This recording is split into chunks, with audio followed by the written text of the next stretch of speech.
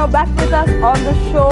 Now, all this time we've been speaking about so many different aspects of an amazing young personality who is here making waves here in Sri Lanka. And I keep repeating that because she is doing that. She is doing that. And we always try to bring you some of the most interesting personalities in Sri Lanka. And these are not people that even Anupama or I would come across in our daily routines as well. But there are people who are here on the show with us, and we get to share their stories with you, and that's a privilege for the both of us as well.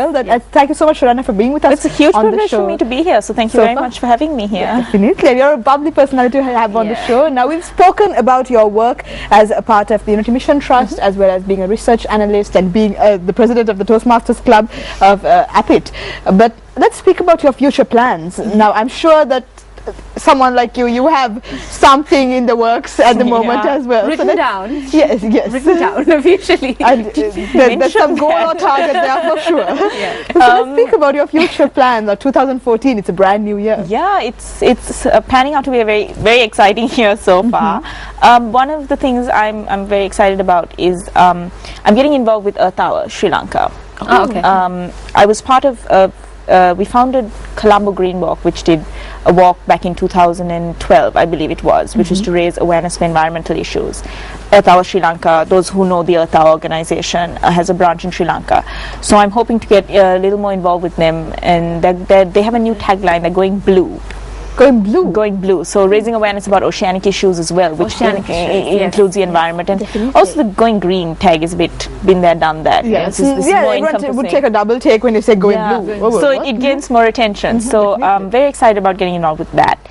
I'm also looking to see to expand my work in the north a little bit. I want to see if we can try and do some soft skill training, not just in the north, but hopefully take it outside of Sri Lanka as well. So take the sort of skills you like gained in CV writing. Who are you? Who will you focus on here? Ideally, children just out of A-levels, school leavers, university students.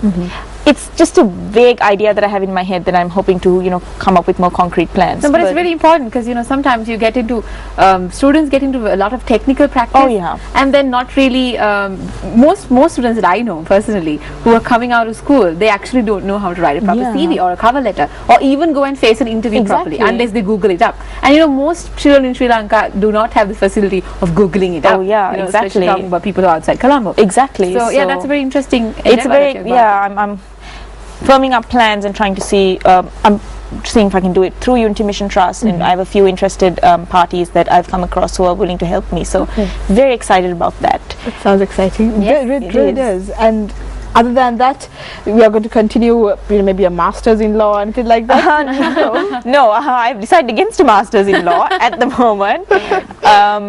I haven't decided what I'm going to do for my master's yet, but I'm exploring various options. I have immersed myself in so many things now that I kind of want to take it all in and take it step by step and maybe see that's where important as well, not to have too many things on your plate as well, but to really enjoy what you have at the moment as well. Yeah, definitely. And when you speak about what you expect to see in Sri Lanka now, you are someone who actually has more exposure than most of us to the kind of policy making, the kind of view that even the international community have about Sri Lanka, things like that. Where do you see Sri Lanka going in the next year and maybe even the next 5 years? I think we have an amazing younger generation, and I'm talking about those in their 20s and 30s who are very committed to rebuilding Sri Lanka, and a lot more people are coming back. A lot more people see the value of investing in our own nation rather than taking these skills elsewhere. And if that continues, I see a very hopeful future for Sri Lanka, because those young people don't only focus on their skills, they focus on spreading those skills to other people.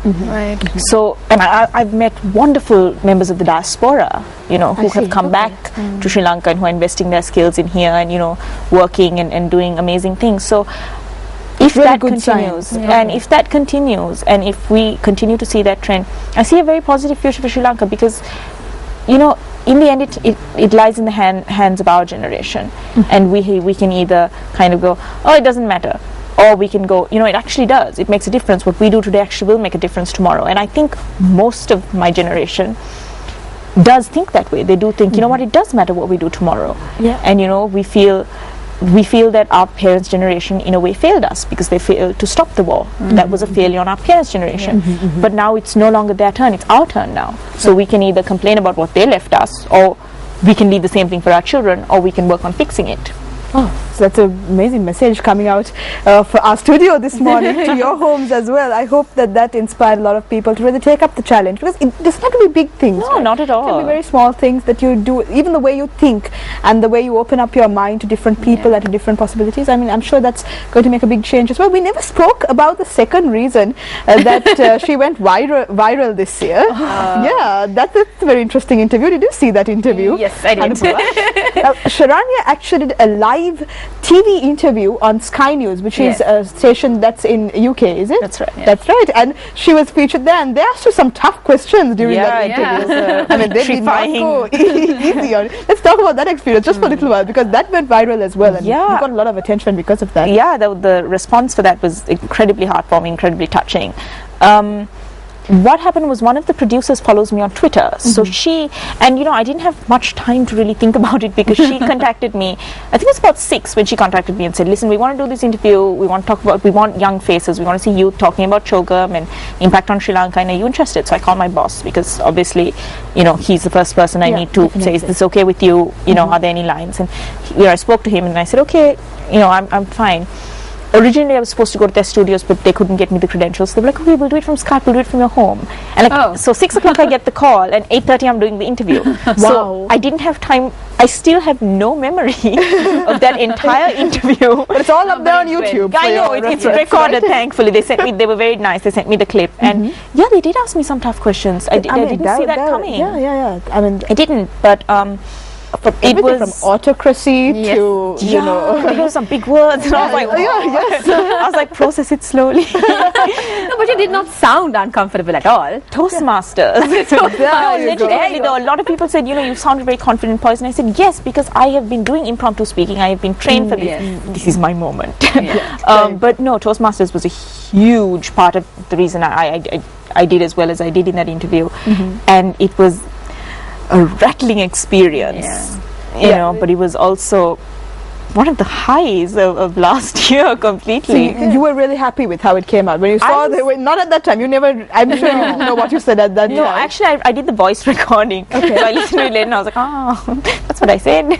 So what about the feedback that you got immediately afterwards? I have got some wonderful feedback from different people. I mean, you've had the criticism, but that's to be expected. Definitely. But a lot of people have been very encouraging, and that has translated to a lot of interest, because I mentioned that I do work in the North, and then people have asked me, what is the work in the North you do? So I've been able to promote Unity Mission Trust through that as well, because to me that's the important thing. I mean, all these opportunities are great, but you have to take the opportunity and make use of it and do something with it. That's also very true. It's really important that you try and do that. So I have been able to, so and it's been great. Our viewers out there would love to follow you as well. I mean, the youngsters out there, as well as even some of the more mature audience that we have, I'm sure would love to hear your opinion, a voice of the youth speaking out. So how can they follow you? Okay, so if you want to listen to my nonsensical thoughts occasionally, it's occasional that they're nonsensical. I'm on Twitter, so you can follow me at Shara Sekaram. So it's my abbreviated first name and Sekaram. You can also I post fairly regularly on my blog, which is sharanya-sekaram.blogspot.com. Alright. Sharanya-Sekaram. So that's how you can find my little voice. And how about you? Voice, the big voice, and she's using it in the correct way, I'm sure. Yes. But Anupama. Yes, sorry. I was just wondering, how can people get to know about what's going on with UMT? And you said that there was a Facebook page. Yep. So Unity Mission Trust has a Facebook page, which if you search for Unity Mission Trust within brackets UMT, most of the information is on our website though. Right. So anybody who's interested, I highly recommend you go to our website, which is unitymission.lk. Okay. But also on Twitter. So I'm a big advocate of Twitter. I think it's such a fantastic social media tool. So we're on Twitter at Unity Mission, but unitymission.lk is the most cohesive place to go to find out the basics about who we are, how we function. Nice. So with that, I think we've come to the end of our show, Sharanya. Yes. Thank you so much. You shared so much of a lot of inspiring messages coming out of this show. Haven't we, Amaya? we have. And it's a humbling experience to meet you as well. All the work. Humbling experience to be here. Thank you so much for being with us on the show.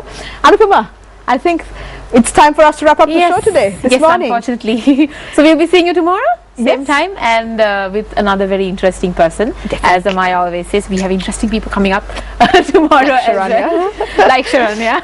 So today is an all-girls show, but tomorrow you never know. Hey, a little girl power never hurt anybody. I love this show. Yeah, I know. I love this one. It's actually, you know, one of the most interesting shows that I've been into personally. So cool.